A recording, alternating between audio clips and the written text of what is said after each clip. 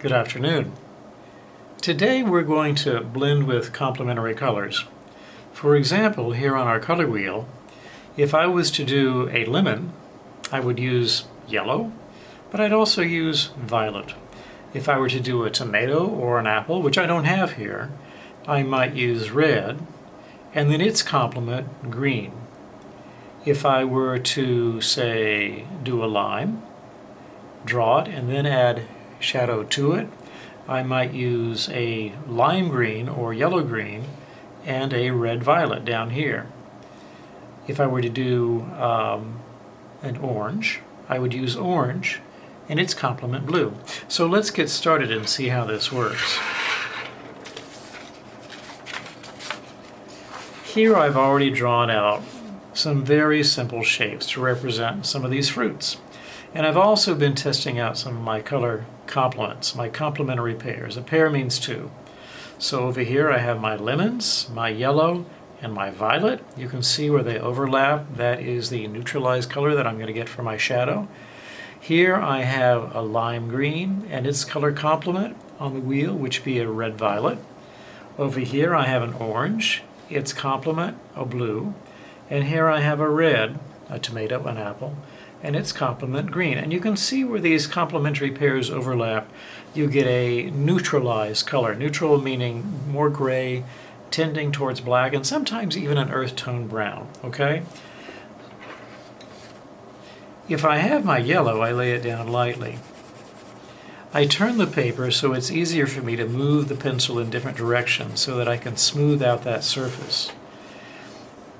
I have to begin to think about where is the light falling.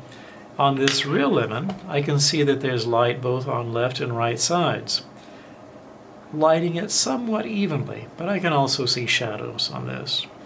Let's go ahead and take my yellow's complement, which is violet, right here, and see what happens if I add violet to my yellow. You never want to do too much all at once. The build or the blending of colors can occur more gradually. If I overdo it, like say adding ingredients when you're cooking or baking, you overdo the amount of the ingredients, it's not going to turn out well. So it's probably better just to take your time and do it little by little. So here comes a yellow on top of the violet, making it more of a brown. It seems like I may have already gone too heavily with the violet, but let's keep going.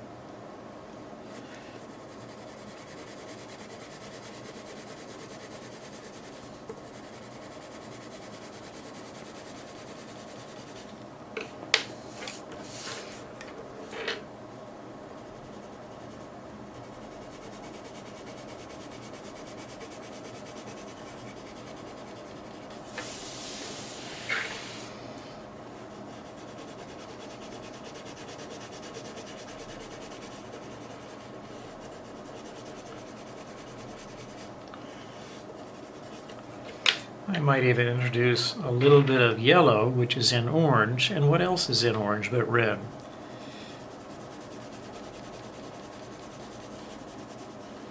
That's a pretty heavily shaded lemon. I don't know that it needed to be that heavily shaded, but that's what we got. And it's not too bad, just heavy. Now, I'm going to continue to shade with my color complements. I won't talk, rather I'll speed the film up, and we'll see what this looks like at the very end.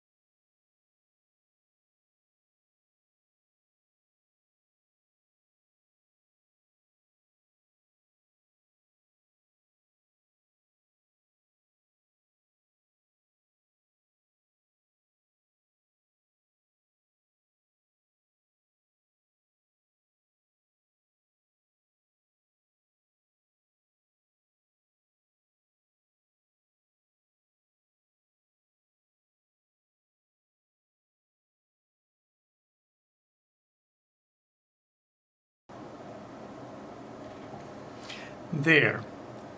A bit of a rush job, but you can see where the complements of orange and blue did a pretty decent job and realistic job with the orange. Color complements green and red for the tomato or the apple, yellow and violet for the lemons, and a yellow-green and a red-violet for the lime. Now, you try.